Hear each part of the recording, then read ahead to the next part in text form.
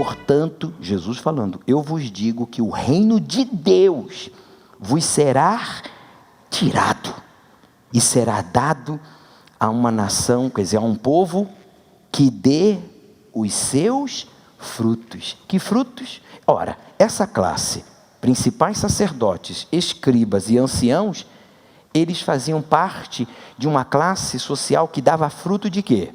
Conhecimento, instrução, posição, formação, mas na prática nada disso adiantava, nada disso servia.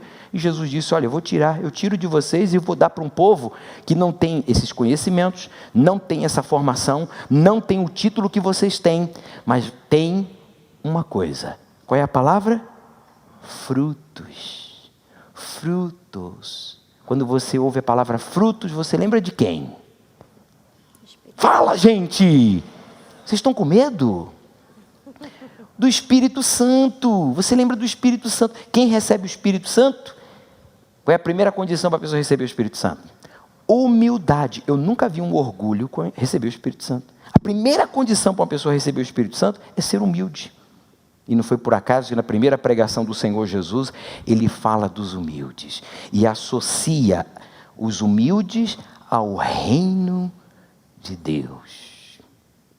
Quer dizer, só entra no reino de Deus quem é humilde de espírito, porque se sujeita, aceita, reconhece, se humilha, e a estes Deus revela, e estes dão frutos. Amém. Agora, uma pergunta, fala aí, Viviane. A pessoa que está no reino de Deus não dá fruto, tem algo de errado também, né? Porque se eu estou no reino de Deus e não dou fruto, então é porque eu não estou no reino. Eu penso que estou, mas não estou. É impossível a pessoa estar no reino de Deus e não dar fruto, porque a condição é justamente dar fruto.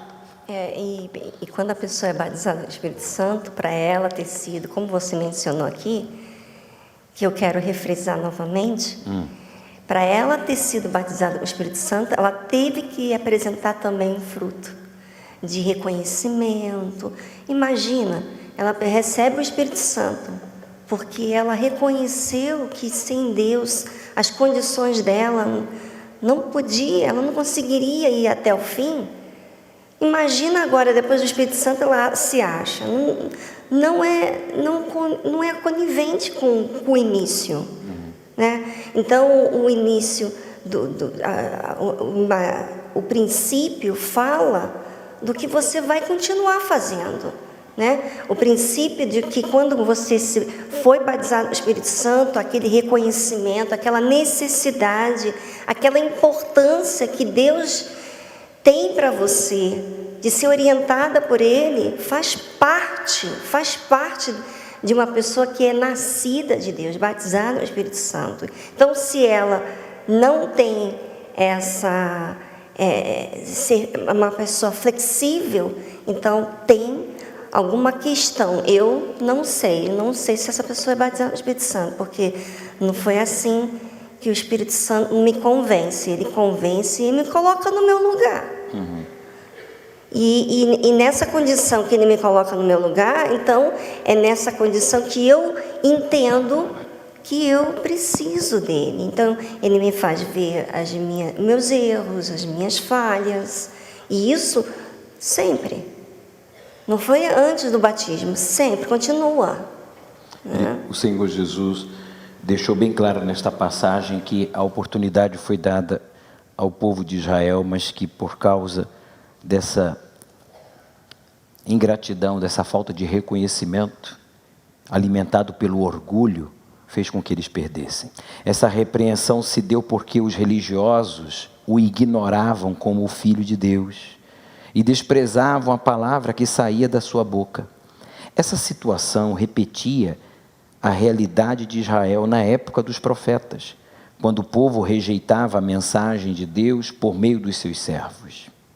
Diante disso, o privilégio de ser o porta-voz de Deus e de promover o Evangelho foi tirado de Israel e foi dado a nós, os gentios. Entendo com isso que qualquer um que se esquece do real significado do que é honrar e servir ao Senhor, pode perder a sua posição e o favor dele. Quer dizer, se foi dada ao povo de Israel, descendentes de Abraão, essa oportunidade, e eles perderam porque rejeitaram a quem?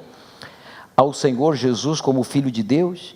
A mim e a você hoje nos é dado o privilégio e a honra de anunciar o Evangelho, as boas novas e apresentar a Jesus ao mundo. Mas se você e eu não o valorizamos, não o reconhecemos, não o servimos, você acha que ele vai ficar indiferente? Se ele tirou do povo de Israel, descendentes de Abraão, não tirará de você e de mim essa honra? Sim, ele tirou e ele tem tirado. E você vai entender o porquê. Deus fez uma aliança conosco, portanto recebemos múltiplas manifestações do seu amor e da sua fidelidade, sendo a maior delas a vinda do Senhor Jesus em carne e osso. Por meio do seu sacrifício, ele nos concedeu perdão, salvação e outras dádivas preciosas. Vocês concordam? Não ouvi, concordam? Obrigado. Recebemos então a incumbência de dar frutos, o que Israel, naquele momento, havia deixado de dar. Inclusive, eu queria fazer uma pausa aqui. Vocês lembram daquela daquele feito, daquele acontecimento, quando Jesus saiu da cidade de Jerusalém e se deparou com uma figueira? Vocês lembram? E a Bíblia diz que ele se aproximou da figueira por quê? Porque ele tinha fome? Sim ou não? Não. A Bíblia diz que ele se aproximou porque a figueira tinha a aparência de que tinha figos, porque tinha folhas. Veja lá o detalhe. E vendo ele a figueira que tinha folhas, então ele, com fome, aí especifica que ele estava com fome. Ele então fez o quê? Se aproximou. E vendo-a, buscou o figo, não encontrou na figueira, o que foi que ele fez?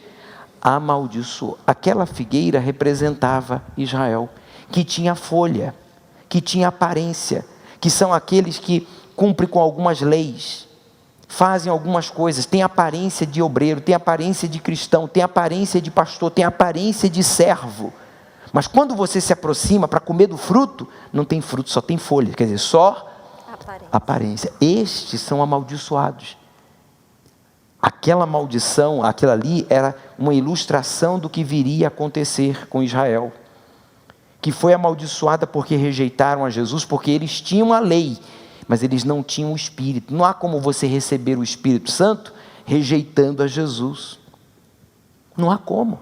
A condição para você e eu recebermos o Espírito Santo é que Jesus seja o seu único e suficiente Salvador. Amém. Aí sim, Ele que vai lhe ligar ao Pai, porque como Ele afirmou, ninguém vai ao Pai senão por mim, fará com que você receba o mesmo Espírito que o dele, para que você se torne filho dele como Ele é, e então o sirva. Então a condição para a gente ser servo é que antes você e eu sejamos filhos. Primeiro eu sou filho, depois eu sou servo. Quem tenta ser servo sem ser filho, vai ficar por tempo limitado, tem data de validade. Quando a coisa apertar, ele vai pedir para sair, ele vai fugir. Quando os gigantes se levantarem, quando os exércitos se levantarem, ele vai morrer de medo, ele vai se esconder, ele vai desertar. Então, foi amaldiçoado. No dia seguinte, olha só, segundo dia, cada dia é como 1000, não é o que está escrito? Não é o que está escrito na Bíblia? Que um dia para Deus não é como 1000? Pois bem, Israel foi desterrado por quantos anos? 2 dias, 2000 anos. Só depois de 2000 anos foi que voltou, se cumpriu a profecia de que antes de Jesus voltar, Israel, os descendentes de Abraão voltariam à Palestina, depois da Segunda Guerra Mundial. E olha que interessante, isso se deu depois de quantas milhões de vidas ceifadas? Olha o número, qual o número, gente? 6 milhões, mais de 6 milhões, olha o número 6, a ação do diabo, a ação do mal no mundo.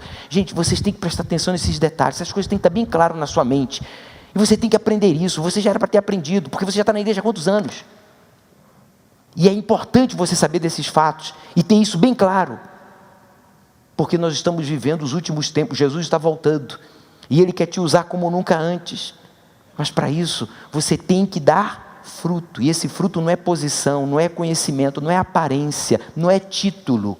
Porque como eu mostrei para vocês no programa Obreiros em Foco esta semana, aquela senhora levou 150 refugiados à igreja para receber assistência espiritual e social, com quantos outros obreiros e com quantos outros voluntários junto com ela?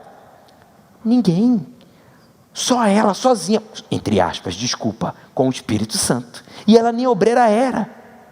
Agora ela tem um título de obreira, provando assim que você não precisa de título para ganhar almas, fazer a obra, você precisa de unção. Se você tem unção, fica claro aí para todos nós que Jesus não quer ver só as folhas, Ele quer os frutos. Bispo, tenho saúde, o meu casamento, olha que família. Bispo, olha que mansão. Glória a Deus, que bom. Mas, e o Espírito Santo? Estamos aí, estamos buscando. Você é pobre. Não, mas o meu casamento, os meus filhos, a minha mansão, eu sou empresário. Você é pobre. Você é pobre. E você é o pior de todos os pobres. Porque pobre sem Jesus ainda se justifica. E pobre que conhece a palavra e está na igreja. Inclusive universal. Que o que mais fala é de quem? Do Espírito Santo. Não se iluda, não vá nessa, que casamento, que empresa, que bens, que posição social é fruto, não é fruto não.